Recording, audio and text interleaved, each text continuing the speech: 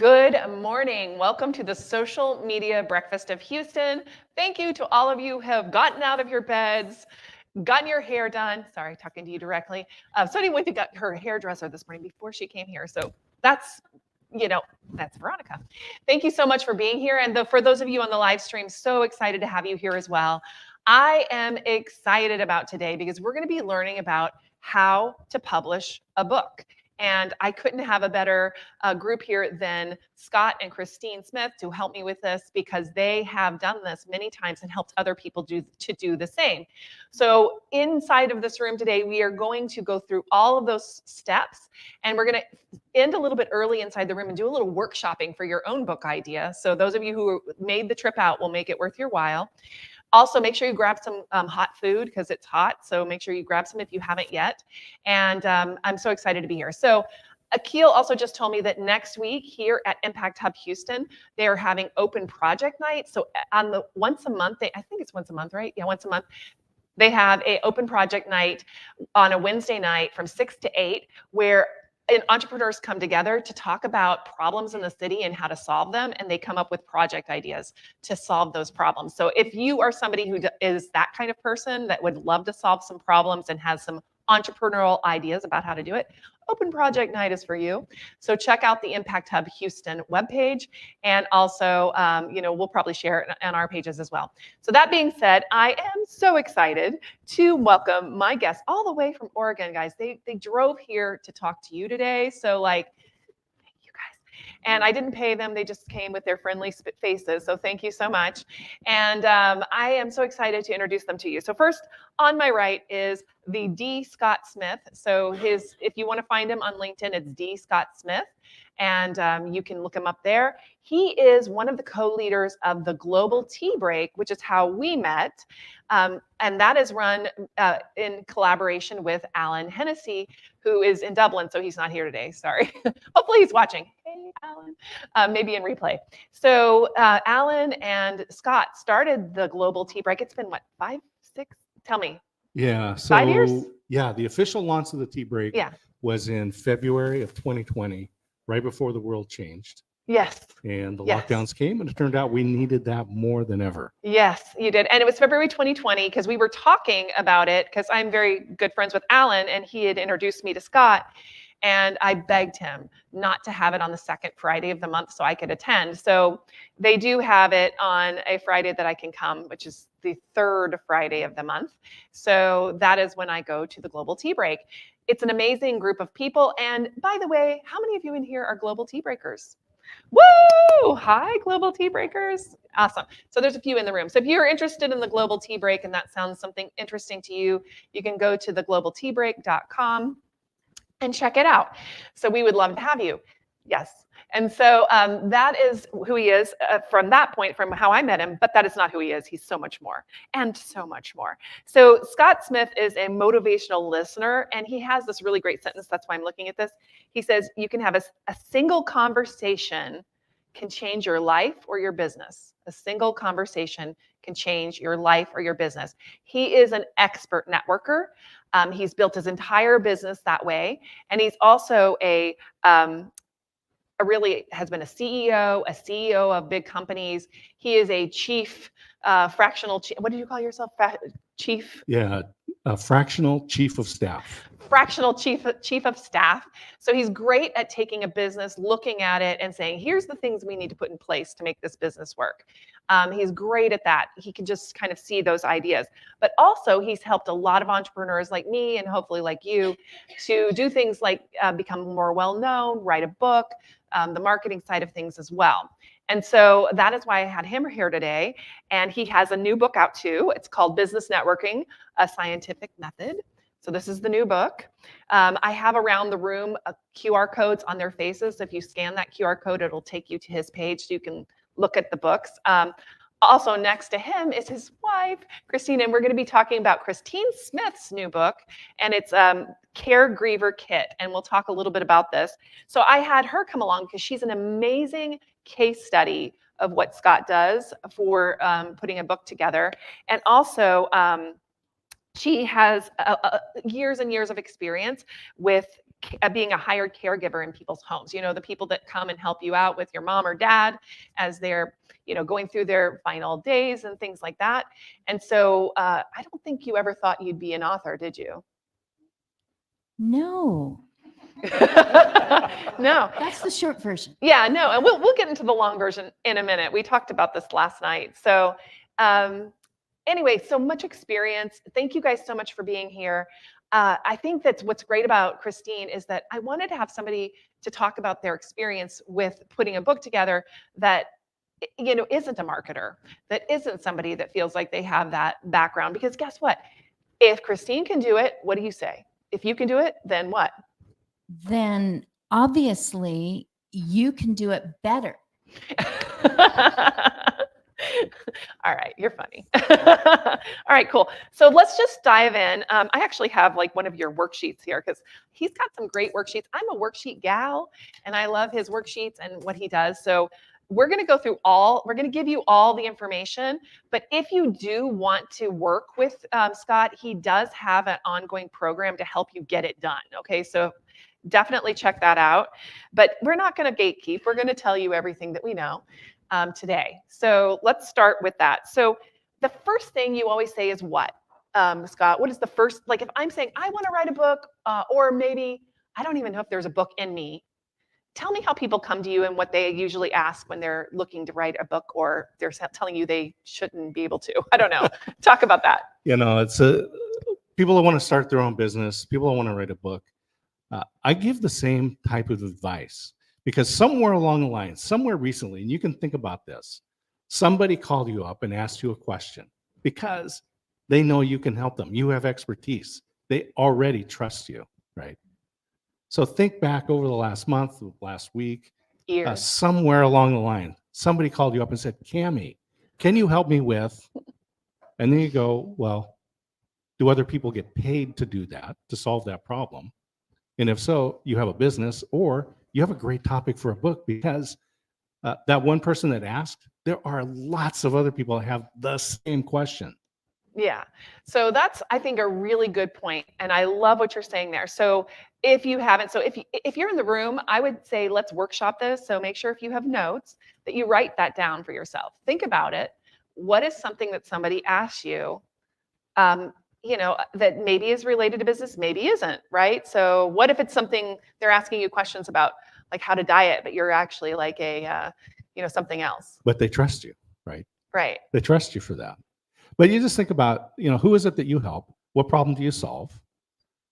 And how do you, everyone solves things differently, right? We've learned, we've taken information, we've internalized it, we've synthesized it, and no one else in the universe does it the way you do it, right? So even if you say leadership, right? I mean, there's millions of books out there about leadership, but the way you teach it, the way you exemplify that, no one else does it like that.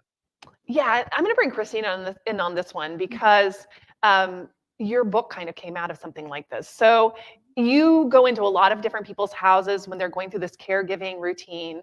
And what did you notice? What did you notice? The similarities from home to home. So by the time I was done, there were over 90 different homes that I had been in, and patterns appeared. And I was asked questions by the people around my age category. Do you know of is it possible, you know, this is the way because I became a confidant. First, I was kind of an invader during crisis, and then I became almost part of the family.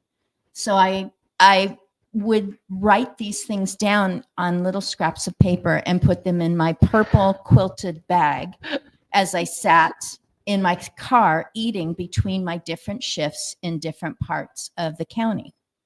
Oh my gosh, that's so great. All these little scraps all these years. And then what happened? Well, people say fast forward. So it was really slow forward. I realized, some of you know Russ Hedge. He said, now that you have come into social media, you should do a newsletter on LinkedIn. So I did a little newsletter, and my motivational listener hubby/producer, said that newsletter could be a book and it should not be long. And that is exactly what an expert in my state, Oregon, she has been an expert in gerontology for many decades. I gave her one and she said, she wrote me a letter. I got it in the mail. It was wonderful. I keep it by my desk. And she said, I've already used this with 2 of my clients and it helped them to say, this is something I can do for myself right now. And she said, it's because it's a short book. Yeah, so I think that's the other thing that we sometimes say too, is that a book has to be really long. I'm going to tell you how many pages this book is, guys. It is 31 pages. It's 31 pages. I'm just saying it doesn't have to be super long. So that's the other part. I think we have a lot of mistakes in our head about like a book needs to be this, a book needs to be that. Guess what? We can self-publish these days, and it's professional looking. You know, it's very nice. This is much better than like a brochure. It's much better than a business card.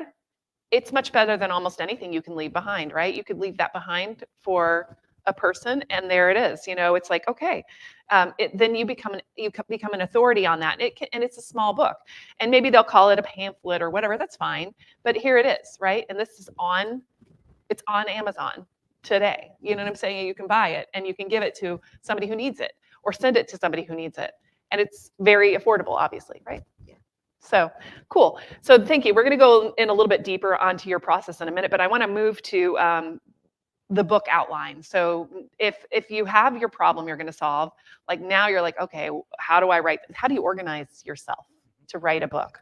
Yeah. So the format is easy and you can write this down and you can use it. So it's hook, problem, guide, solution, ask. Hook, problem, guide, solution, ask. And the key point is being able to describe the problem, because human nature says that if you can clearly articulate the problem to the point where it's like, were you eavesdropping on us last night? Because that's exactly what we were talking about in the business or at the home, right? If you can clearly articulate the problem, then people believe that you also must know the answer. That's really interesting. So articulate the problem, and that's your hook, right? Well, no, that's the problem. Hook gets you in. The problem, you spend time really writing the problem. And then the guide is really you're going through and you say, look, here's the problem. We all have this problem, or I had this problem. And then I looked at the solutions that were out there. And it's like, this was too invasive. This was too costly. This one actually didn't work. And so I ran through all these things and none of them worked. That's why. So you're guiding them to reason why. Now you tell them the solution. So this is what you do, right? And then it was like writing a book.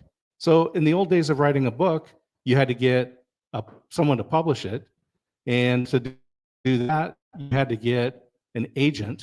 It would take a year probably to find an agent, take the agent maybe a year to find a publisher for your book. Then it's going to be 3 years with the publisher going back and forth, writing and rewriting your book. So now you're 4 years into it. The problem that you solved is done, right? Yeah. But now here's what you do. And we talked about this, Stephanie and Sarah and I talked about this, right? kdp.amazon.com. Go there, set up an account, download the Kindle Create program. KDP. Kindle Direct Publishing, kdp.amazon.com. Set up your account, download the Kindle Create program. Take your document, your book, 20 to 40 pages, upload it from Word, and then they even have a cover creator program. So you don't need to be a graphic designer. All of the covers that I have on my books are pictures I took. So this is in the Portland Grill. This is the Golden Gate Bridge. My wife's staged this picture. That was our sectional in our family room. It's furniture. So, You upload it, you format the cover, and you hit publish. And about 2 hours later, you're going to get an email that says, congratulations, your book is available. And it's free. yeah. Yeah, it is. all free. There's a couple of questions I have. Yeah, Because that I seems just- really easy, right? But it is. and it is easy. But a couple of questions I have. So I'm going to come back to you, Christine. So whenever you were talking to Scott and he said that could be a book, what happened next? Like, how did you start to work on a book? Tell us about that. He wants to help other people to do the things that he's done and seen value in. And he kept saying things like, you know, if you have a book, it's something you can give to someone. It's a very personal thank you. And so it was scary and somewhat excruciating for me because I didn't want to be so public with something that was so near and dear to my heart. So I started with real information that I was really thinking about that really came from those scraps of paper, but I knew it was only going to be Kindle. So it wasn't going to be like this and somehow feeling about becoming an author, a published author for the first time. So I call it my convincer book. Maybe I was just convincing myself that I actually had information that wasn't already available to everyone. So it's called The Act of Aging. And I just convinced myself that what I heard from the people in the homes who were in their 40s, 50s, 60s, that would talk about their own future aging. Maybe you've heard someone say, who's going to do all this for me when I get old? That was the sort of information I was putting in there. And it took 1 month longer. We needed to step back as a family because of some things that were going on. But it took only 1 month longer. He said, this will take 3 months. It took 4. And then it was there. And then it was available. And I was still in one piece. I was okay. I had turned into an author and it didn't shake me up. So it was a first step. That one still isn't in paper, but now I kind of want it to be. Yeah, no, and you told me something about your fake book. Can you talk to me about your conversation with yourself about your fake book? That's my fake book. I just told myself it wasn't real. I'm not really going to be an author. So that's the Kindle one, The Act of Aging. But I got to select a front for it. And I have no idea how many pages it is on Kindle, but the information in there was convincing me I really did have some information that apparently isn't available to everyone who's 45 years old and is going, am I going to be 80? A little bit older. No, it's good. And yeah, this is not her first book. That's the amazing thing about it. I remember because I happened to be there. I was on a call whenever they were ready to go live with her first book. I just happened to be on that call. And one of the global tea break, it was an after call, a global tea break call. And at the end of it, they were like, push the publish button, Christine. So it was like this whole entire thing where she just Publish. It was terrible. Like, yeah, we kind of did that. We did kind of do that. And we were all like, publish. And he did. And you didn't die. I didn't. And Russ, I lost you. Oh, he's over here. Russ, do you remember? It was maybe like 2 years ago. And you said your word for this year is publish. That is correct. Oh You did my say goodness. that. You When did. we're not doing this, I'm just going to put a book into your hand and say thank you. Yeah. Do anyone use MailChimp out here and used it like a long time ago, a few years back? And when you'd write your email and you hit the publish button and they had like this sweaty monkey hand. Yes, you remember, right? Yeah. With the big red Yeah, button, absolutely. right? You're gonna do it. It's the same thing with Kindle or any of the other platforms. Amazon is not the only one, but it is very easy. Could you actually, I was going to ask that question anyway, what are other choices, if like you hate Amazon, some people do. What are the other choices for publishing these days? Yeah, so if you hate Amazon, then use them, right?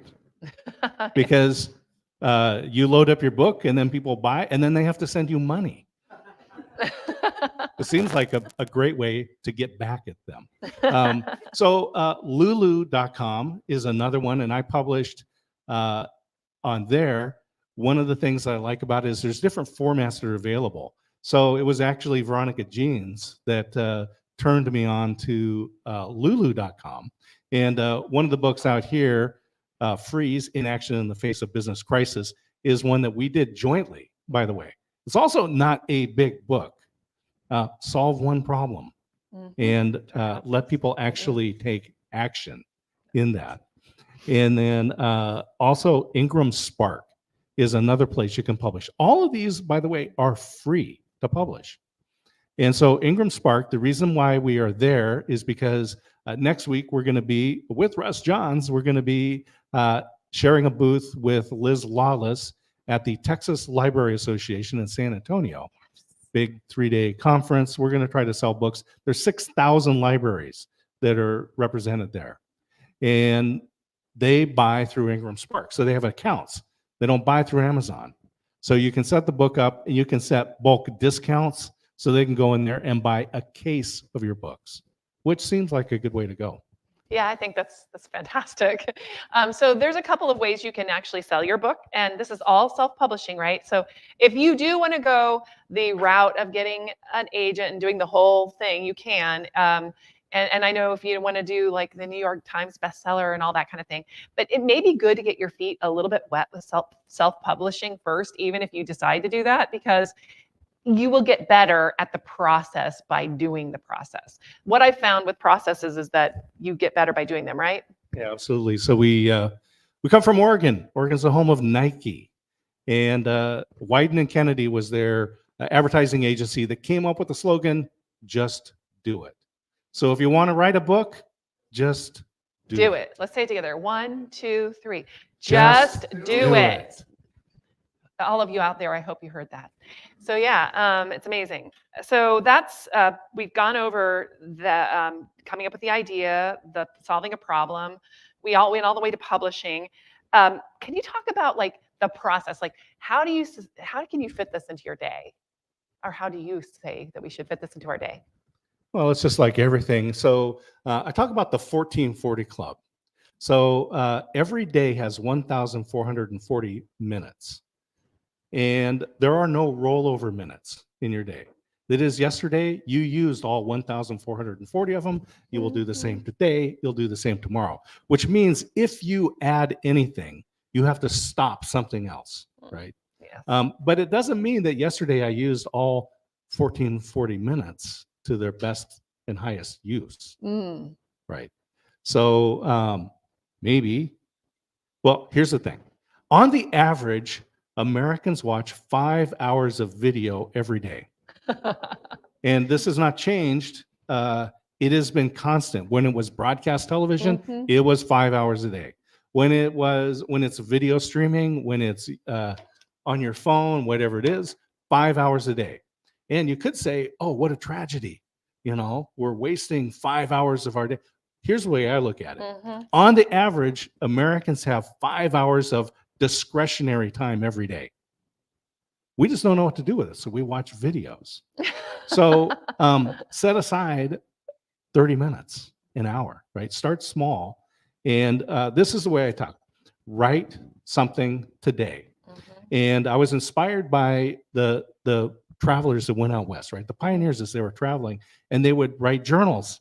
And some days their entry was rained all day. And then it was the next, right? So if all you do today is said, attended social media breakfast, great.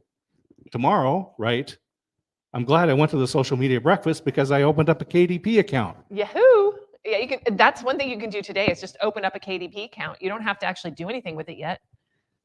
Like you all have computers. You get on it like right now. Just get started. I think that's one of the things that I've found really helpful in my life too. One of the things you say here too is in one of your videos that I've watched is present the steps they will take to achieve the outcome. So if you are having a problem you're solving, could be one of the first things you do is just to write down all the steps you can think of that people need to take? Yeah. So in the book, again, the goal here is just to solve one problem for your ideal customer. Right. Right. They called you up, you solved their problem, write it down. But in the book, it's general, right? You're just saying, here's the problem. Oh, great. He understands the problem. Here's how you solve it. Okay. But how do I actually apply it to my world? Right. So in your book, send them a link to 3 videos, right? Tell them what they're going to do and have them take some sort of an inventory, do an analysis on that in the next video, and give them something to download, and then have them actually execute it. And so the videos really support the book. Now, the beautiful thing here is that on Amazon, in the old days when we first started selling on Amazon, they gave you their email and name and all that stuff. Then Amazon said, wait a minute, this is valuable information. They're like, we're not going to share that. So this is where you actually create the gated content. And so they buy the book on Amazon or Lulu or wherever, and then you say, follow this link, and you can put a QR code. If it's a Kindle book, you put a hot link into it, take them right to videos that explain, and you make that gated content. So now you capture their email. That's free, right? I mean, it's not a problem for them. They already bought the book. Now they're going to get the video information on how to actually apply what they've read in the book. Oh, that's really good. And so I mean, I'm not technical, let's say. I know I am, but like, I'm not technical. I don't know where to put all these videos. How do I do that? How do I do that? Yeah, that's another thing I love about Google and YouTube is that I just keep loading videos up there. If I went to Wistia or one of the other sites out there, I have to pay. But I can load up the videos and put it as unlisted and just give them a link to that video, right? I mean, there's a lot of different ways to do it. Yeah, that's the easiest way. I would say that's great too, and you can do it just even in a you were talking about MailChimp that has a free page builder, like, so you can get them to give you their email, and then automatically they get an email with the links to the videos. You can do them all at once or drip them out to them right over a couple of days. Yeah, so we've got I use Zapier, and there's a whole explanation. You can sign up. I got a fee. We'll talk about this, but there's a free course that tells you just kind of step by step what you can do for free, right? Free. Fantastic. So we'll give you that information. It's at your website too. Let's just say where it's at. It's at your. Tell them where it's to find that. Yeah. Well, you can just go to dscottsmith.com. That's my world. Yes. And if you're in the room here with me today, I've put his QR code around the room. So all you have to do is scan it and it'll take you right there. So cool. I have it. It goes to your product page. So I don't know if it's there, but if it is, it's there. So that's cool. So we've got a book, we've got an outline, we've got a marketing strategy. That's fantastic. So what do you do when you get people onto your list? Then what do you do? Yeah, well, communicate with them. So my coach one time said, Scott, if people are not unsubscribing, you're not sending enough emails. I mean, people don't always want to, like, it's okay if people unsubscribe. I don't mind when people unsubscribe. I think it's fine. So tell me, I'm going to ask how this has worked out for you, Christine. What have been the results of all of these books and these assets that you have in your business now? I have more confidence. I can walk in with my books and I'm already kind of a surprise to someone of, oh, you've authored. Or you are, and we've experienced that where someone goes, there's a physical reaction. Oh, you're an author. And it doesn't make me someone who I'm not, because I've been writing stuff since I could. Yeah. It gives me something to refer to. Like I'm touching my book right now to make me so cool. to make me go, she's saying, how's it affected me? So he sent me away to the Oregon coast so that I would start writing. And it wasn't the little skinny book. that one was already partly written just because I wanted to put out my idea. It's the great big book, Yeah, the way to, yeah. the huge one. And so I sat in the sand looking at the pelicans playing in the river with Haystack Rock in the mist beyond, and just wrote for hours there up in the room. So you get a vacation out of the deal. I have to go write. Diane, she told on Cheers, Diane Oh, yes. told, what's the guy? Sam. I'll just be gone for 6 months to write. And he says goodbye forever. I came back after 3 days because I don't know how to do Katie Pino. I needed help.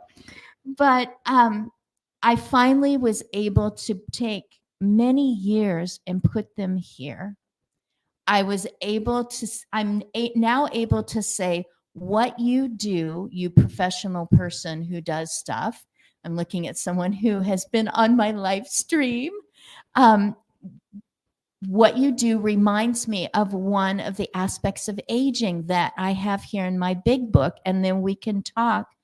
I've had the courage to go to a PhD who lives basically down the street of where we are right now, and say to him, would you collaborate with me on the guidebook for this, because it's too much for a person to go through this big red book. He sees value that I'm serious about what I'm doing. I'm not just thinking ideas. And he said, yes, we'll get some students here. I used to be provost. I kind of hold I went back to this, I went back to. That's the guy. You weren't provost. He was a provost, right? He was, no, not me. Yeah. Right. The PhD used to be provost of that university. He's gone back to teaching to give him time to do all the writing and all the side stuff that he's doing in gerontology. And he goes, we definitely want to get some students in working with you on going through your live streams and pulling out information that I'd never pulled before. So it's helping my social media presence with a bunch of gerontology students. Courage. I can walk in and say, this is about me, or this is what's important, or this was my research that's different than your research because I was kind of in the background while your research was more in more public. You said it was in the hallways and yours was in the houses. Right. Research in the hallways is a lot of medical staff and caregiving and the people that are living there. Their demographic is all very similar. They're all in their 80s maybe, and they all have similar challenges. And I went into different homes. Everything was different every time. And we could talk as colleagues because he knows I'm serious about what I'm talking about. And that's interesting to me because if he's going to help you make this into a workbook, then guess what what happens then? It becomes a course in a university. And guess what they do? They buy a book for every single student that comes in and a workbook for every single student. So you have an ongoing revenue stream. You did that too. So why don't you talk about what you did with the students on your book? Yeah, so we have a nonprofit called Advocation. So we're focused on high school students that are interested in trades as a career. And so one of the things that you can do is you can cheat, by the way, and it's okay. As we said in the as an undergraduate student, it's called plagiarism. As a graduate student, it's called research. And in business, it's called leveraging. So, so this book, Business Networking: A Scientific Method, I was going to the Texas Library Association, and it's librarians, and they're buying for students. And so I took this content and stripped out the stuff that was not helpful for today's students, added in my own personal stories about being a student and trying to network, and wrote Networking for Students. It's the same content, but repackaged with some additions. And I also published it in a font that is friendly for students with dyslexia. I And met so a it just student makes it this a little morning. bit easier, So it's accessible. right? And so with our nonprofit, we can give all of our students a copy of Networking for Students. I work with a group called Uplift Leadership. Again, we're doing career guidance for high school and college students. Mhm. So we've got a book for them, right? And the nonprofits have budgets and they can buy stuff like Networking for Students. And this is actually, for the nonprofit, they're providing a service, right? This is their service to their clients, if you want to call it that. But yes, I mean, yeah, it goes into their model very nicely. So I love what you've done there. I love the way you're thinking about this, but you see, you can repackage your stuff. So this is all stuff you own. P.S. I want to talk about ChatGPT, the Kleenex of AI, for a second. That's what I'm calling it. Trademark. The Kleenex of AI, ChatGPT. So tell me why we should or shouldn't rely on ChatGPT for book writing, because I see a lot of courses out there right now, like will help you write your book with ChatGPT tomorrow. What's your thoughts on this? Well, an interesting thing is that when you upload your book, one of the questions that the platforms are asking is, did you use AI to write this book or generate the images? And if you use it as an assist, then you say no. If it wrote the book for you, so I have a client and they have a Western clothing store in Eastern Sierras in California. And so we created this fictional character, Sam Toggery, who, and the name of the store is the Toggery, and they sell Western clothing store, right? So anyway, I go, we need to promote this using a book. So Sam Toggery wrote 50 poems. Well, actually, ChatGPT wrote 50 poems. Right. And then we edited them a little bit, right? But now we've got a sellable brochure for the store. And anyway, if you use ChatGPT to write your content, then you just disclose that. But the best thing to look at it is any of the AI tools like ChatGPT, it's an assistant, right? So if you have an assistant in the Philippines, you might say, research 25 topics that entrepreneurs need to understand, right? And you're going to get it back from your VA, but you're not going to just publish that, right? You're going to go, oh, okay, here's a starting point. You can do the same thing with ChatGPT, and most of you have probably done this, right? You use it to Get an outline. get away from a blank page to get some ideas. Also, I have a friend that he is really good at nutrition. He works with top level athletes, top CEOs, and he is a horrible writer when it comes to grammar and spelling and punctuation. So he does his best to write the stuff, and he goes, please edit this for me, right? And that is a great way. Same thing, you're using it as an assistant, but not as the content creation. This still comes from you. Yes, because if you do that, I will just say this, just as on the expert side of that, it is not copyrightable. Anything that comes out of ChatGPT, anything that comes out of AI, you cannot put a copyright on it, period. It's just not allowed. So there's case law around it and so on. So anybody could then use it and you're done. So take some time, write the thing, use a little bit of help to get going if you need to, but do not use, I would just say, just blanket, do not use AI as as the person that's writing it for you. Certainly what I've done is I've used it to organize outlines. Outlines are really great. So like if you have, Madeline Sklar and I are writing a book based on our 2 years of podcasting. It's like 127 episodes. And so I'm like, whew, okay, that's a lot. So like, how do we organize this? And so I've had AI help me organize those episodes into like buckets. Like we're going to put these in one part of the book and then these in another part of a book.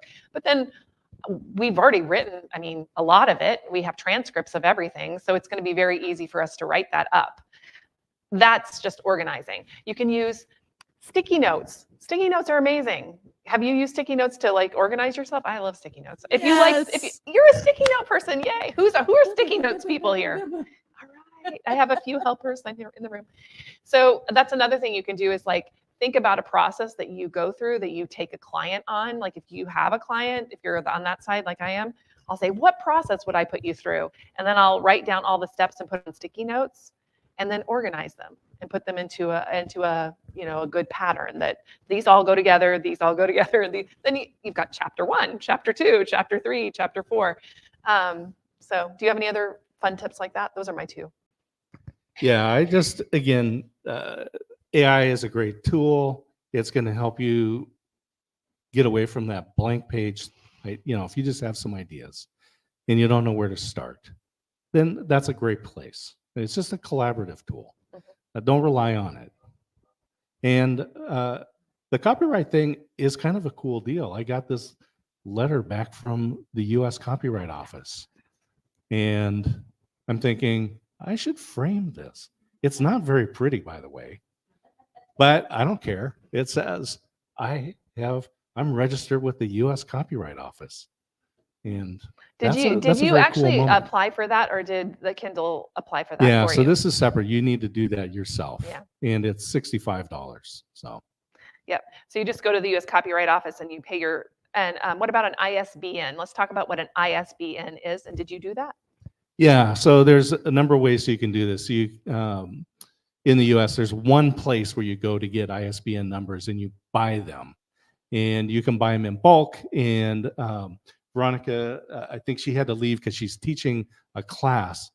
She has done that a lot. So she is a great resource right here in Houston. She is. You don't need to buy one. There's some limitations if you don't buy one. So you can go to Amazon and you can say, they'll say, do you have your own ISBN? And you say no, and they'll assign you one. And then you can't then get bulk copies of your book and take them to the local bookstore and sell them. Or go to Lulu or Ingram Spark or these places, right? Yeah. So it's but it didn't cost you anything, right? So there, you can accept some limitations, and then you can go out and maybe buy your ISBN later if you want. You can always change it. They're not expensive though, are they? ISBNs, they're not expensive. I've looked at them. Yeah, it's like $100. Yeah, it's another $100. So, but we want to start free, right? Start free. You don't have to register with the Copyright Office. You can. Right. So $100 for your ISBN, $65 to register with the Copyright Office. So for less than $200, you still have a book and it's yours. And you can sell it anywhere. So it's amazing. So that I'm going to actually open this up for questions online and offline. So hit us with your best shots, guys. And I'll just, while you guys are thinking about the questions, one of the things that's so cool, and working with high school students is one of the great joys that I have. He's gonna steal that from you. If you like yesterday, we were at dinner over at Cammie's house, and I was having a conversation with her daughter, Zoe.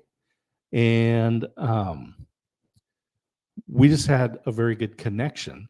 And so I was able to take this book and write a little note in there to her and give it to her, right? Yeah. And it's when you have your book and you have the physical portion and you have a conversation with somebody, and I don't recommend just signing books and handing them out to everybody, but when you have that moment and you have that connection, then I might just sign, Russ, thanks for spending time with me, and I'll just make a little note and hand it to them. I guarantee you, they are not going to throw that book away. It's so true. So I have boxes and boxes of books from my friends that have written books that I'm like, I don't know where to put these in my house, but I have them and I will never get rid of them. I stole the mic so I could have the first question. First of all, this session has been fascinating. We're all over here whispering, yeah, we could do that. We could do that. So my question is, I've listened to some other like podcasts and things about this topic. And one of the things that they talk about is researching your book topics so that you can be kind of in the popular, so you can sell quickly, so that you can write something that is going to be marketable. Do you guys do any of that? And if so, can you talk more about how you do this? Yeah. So one of the great things is you'll see in LinkedIn profiles and on podcast bios, #1 bestseller, top selling author, right? It takes about 6 books to be the top seller. And so here's the deal. And your name? Jennifer. So if Jennifer publishes a book and comes here to the breakfast on the second Friday of the month and says, next week, I'm going to publish my book. So on Friday, I want you guys to buy the book. I'm going to set the price at like 99 cents. Come please, just help each other out, right? Mhm. And then the next person, you can do this. If a third of the people in this room buy that book, you're going to be a top seller. You're going to be number one, and you screenshot that. In a category. You have to pick the categories. Well, right. and Amazon wants you to be successful. Amazon will pick a category for you. Mhm. And so I think I'm in like teen life. I did not pick teen life, but I'm serious. You'll find out. It's like 6 people buy your book, and you screenshot and it says like #1 bestseller in that category. But nobody cares. You screenshot it, you put it, and you paste it in. You say, you're like, look, I'm a #1 bestseller. Mhm. And by the way, we do have a newsletter that goes out, so we're all in on in your author journey at Social Media Breakfast. Jennifer, are we in? So Jen is my co-founder, just so you know. So any other questions? Yes. Oh, Ann. Yes, course. I'm not just holding it since Yeah. Jen, she passed it down this way. I had a question about the copyright. So you said you registered with the Copyright Office. Is that per book, or is that just for you as the author? Yeah. So it's for the content that you submit, right? Yeah. So if you want to copyright this book, then take that PDF and you just go to the U.S. Copyright Office and you walk through the process. It's pretty intuitive. Fill it in, upload your PDF, and in a few weeks they'll send you some communication, and then You have a letter. this thing shows up in the mail, and I'm like, wow. Okay. Anybody else? Oh, Donna had a, okay. And Alexandra. Hi. You're here. So just a Alexandra. question about a connected question on the copyright and chat GPT. So if you are using it to ideate or kind of get your ideas going, I've got an idea for a book. I've been working on it quietly. I haven't told anybody, but Until Now today. you have. And publish. You missed that part. it's not ready, but I will. But I've got some, I'm thinking of using, AI, but I just don't want that there because it feeds and learns off of it. So if you are then going to copyright it, the exact words in that order cannot be reused. But if you put some of your words prior to that into chat GPT, I'm really concerned about that, if you're trying to like fix and clean up. So I didn't know what your thoughts about that were. Yeah, so the intellectual property laws, as Kami said, there's precedent around it. But if you're just using it for just getting some concepts, for some organizing some of your ideas, maybe for some spell checking. I mean, we all use AI for that. Little squiggly red lines, little green lines underneath there, right? Grammarly is already doing that. That's an AI tool. But if you're just saying, again, you're just saying, what are 5 things, and load some content in, it's just giving you ideas. You're going to rewrite that. ChatGPT, one of the things I hate about that is the word tapestry. It's like in everything.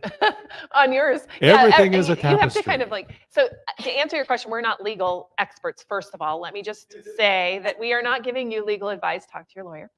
And you're closer to lawyers than we are. So in the end of the day, you have to decide whether you want to put it in there or not. But I don't think it's that big of a deal. I'll be honest.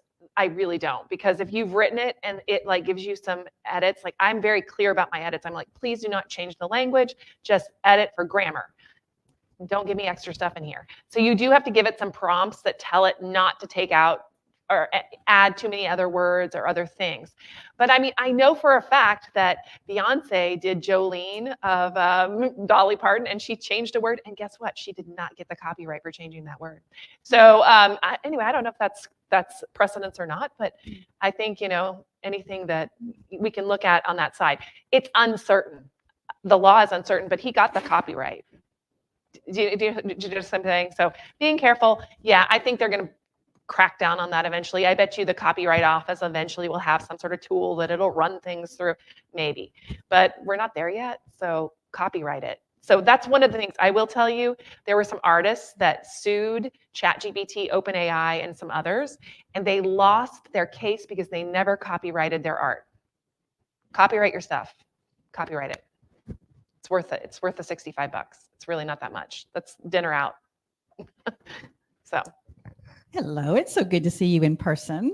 I'd like to see you on the screen for quite a few months now. But anyway, my question was, I know you said that the Kindle, the publishing part is free and using the templates and all, but how much does it cost to get them printed? Are you doing, Yeah, I'm so just curious at how much they cost. good question. Yeah. So the books, once you load them up, it's all print on demand, right? So this book was printed in Troutdale, Oregon. And I think this one might be as well. Yeah. And so what happens is there's an author price for this, right? And it all depends on the size of the book and the number of pages and so forth. And you can set the price at whatever you want to sell it at. And you want to set it at a price, obviously, that's going to make a profit. But so for this one, for networking for students, author cost is probably right around $2. And I think for my book, which is a little bit bigger, right now they upped the price not that long ago. And if I buy them in bulk, they're like $6 each or so for the bigger book, like the little bit thicker than that. You know, like for the most amazing marketing book ever, that's about a $6 book. Rough. Yeah, you have to order in bulk, right? Yeah, you can order any number of copies that you want.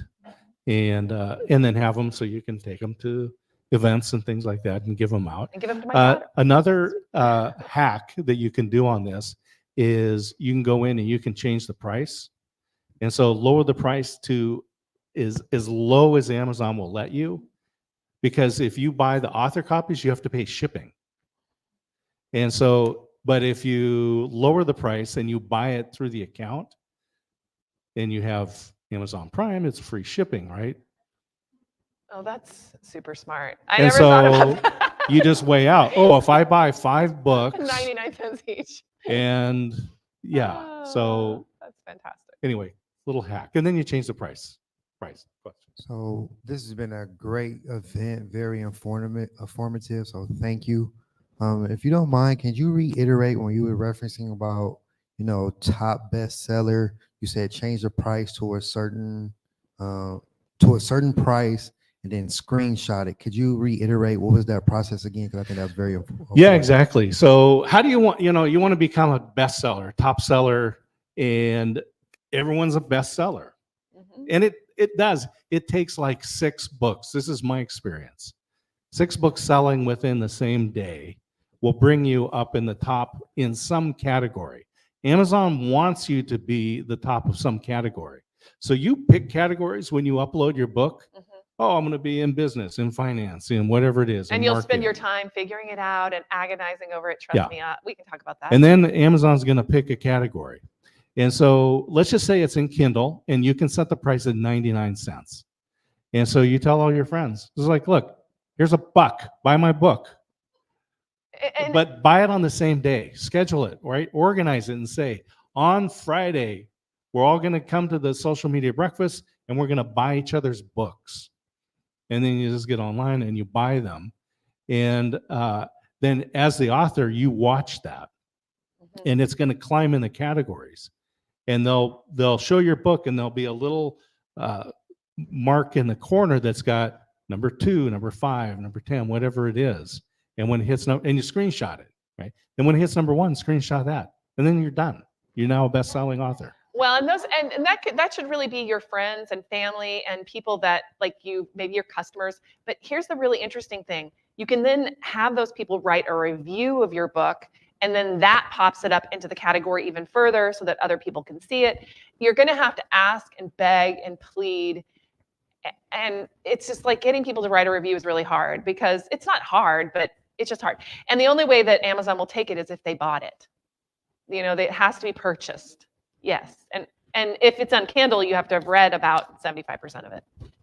I have two questions. You may have discussed this earlier, but see the book as a tool to like as a kind of a freer tool to get people to buy your more premium products and services, or is it, you know, a profitable thing in itself? I want to sell a lot of this book, and how do you get them to fly off the digital shelves? Right. Yeah. So here's the way I wrote the first book. My first book, I think it was 2018, and it was based. So I gave a talk, turned it into a course, and thought, well, I'll put it into a book at some point. I got booked to speak at the Project Management Institute's annual conference. I go, oh, it's a good reason to have a book. So then I formatted it and published it on Amazon as a Kindle.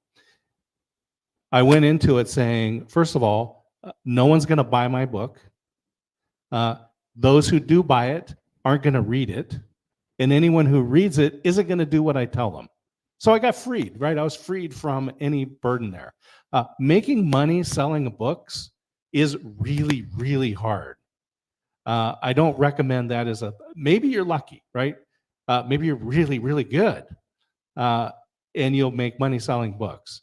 But the benefit is that you've captured the way you approach a problem and put it into book format and made it available. Because the first thing to selling anything is making it available to be purchased, right? Now you can have that conversation. I'm over here talking with Russ. Wow, we had a really good conversation. Let me give you my book. And we create a bond over that, right? The other thing is that in your name, Sheena. So if we said, okay, and to next speaker is Sheena, and she has a 20-page PDF available on her website. Welcome Sheena to the stage, right? Now we say our next speaker is Sheena. You can buy her book on Amazon. Welcome Sheena to the stage, right? There is a difference in perspective. And so one of the books that I have on Kindle only is Influence, Creation of Credibility, and it is the 12-week process for writing a book. And in there, the research that I found was that we as a culture esteem authors, right? The highest are medical people. We are medical folks. We esteem them the most. Social media influencers, by the way, are just below call center representatives. Fantastic. Yes, we're kind of getting to the end, so I think you have some online questions, right? Or do you? No. Or do you? Actually. No. Okay, so let's go. I just wanted to ask about when you're making a Kindle book, what is involved if you want to make edits or changes? Is there a cost involved? Yeah, so you upload and you've got a Kindle available and you go, oh wow, I made a big mistake, or I want to revise this. You just upload a new version, you hit publish, the old one is out, the new one is in. Okay. And that's it, and it doesn't cost anything. So you can just start, you can publish, and if you feel like that isn't what you want your final statement to be. And for entrepreneurs in general, I say, if you are not embarrassed by your first release, you waited too long. Yeah, probably true. It's probably true. All right, so I'm going to actually end it there. So thank you guys so much for being here. I want to let you know that next month, we are celebrating 15 years of Social Media Breakfast. It's kind of unbelievable. You know, Jennifer and I sat in a pizza parlor basically and had this conversation, you know, roughly 16 years ago, and we got this thing off the ground. And so I'm really excited we're going to be here, and we're going to be talking with 3 amazing communities that kind of sprung out of people that came to Social Media Breakfast in the early days and decided that they wanted to also create communities. So we're going to be talking about the power of creating community, and so around your different brand, and certainly Impact Hub was one of those. You know, Grace was here from the very, very beginning. She's been so supportive of us as we've gone on. We're going to be talking to Ozil, who has done Podcast Houston, and then also Michelle, and the name of her?